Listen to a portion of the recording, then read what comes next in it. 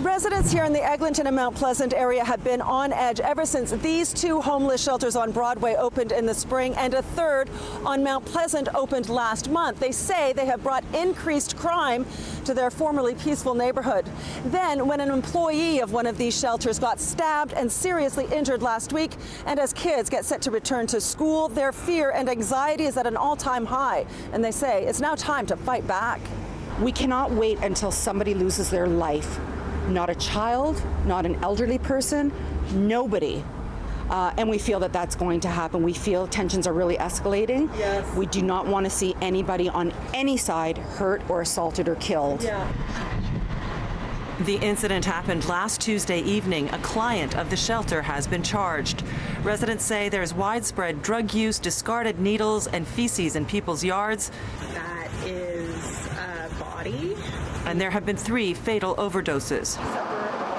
Tammy McLean says her skincare business, along with the retail store below her, have had 3 break-ins or attempted break-ins in a 2-week period last month. When people are dealing drugs, committing prostitution, leaving needles where little children can step on them, and our animals, threatening people with dirty syringes, breaking into our businesses, which are barely surviving due to COVID, we're not taking it anymore. Right.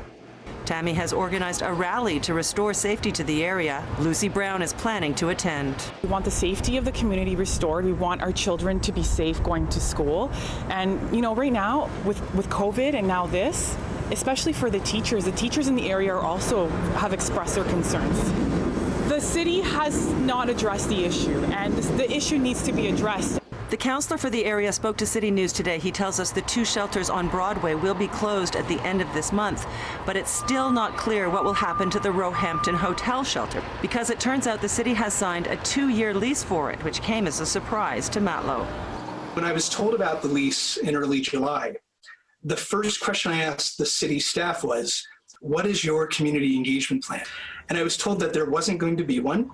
Not only is there a city policy that they don't have to consult, but they also said that because of the COVID emergency, they just weren't able to. Advocates for the homeless say they understand some of the community concerns, but say these have been difficult times for shelter residents as well, and they too have a right to a safe home, especially in these COVID times. It was actually really helpful for some people because it provided a stable place for people to live and to at least have some temporary respite. So it was positive for some people, but for a lot of people it was not actually in a neighborhood that they were comfortable in. So being at Yonge and Eglinton has actually been really difficult for a number of the residents in the buildings. If the city is able to demonstrate that they can run this shelter in a way that is caring and supportive for their clients, but doesn't have a genuinely unsafe impact on the community, then I don't think most people will care what happens in the building for, a couple of years. But it can't be done in a way that allows for the status quo to continue. The city is planning to hold a meeting with the community on August 19th to talk next steps. Pam Seatle, City News.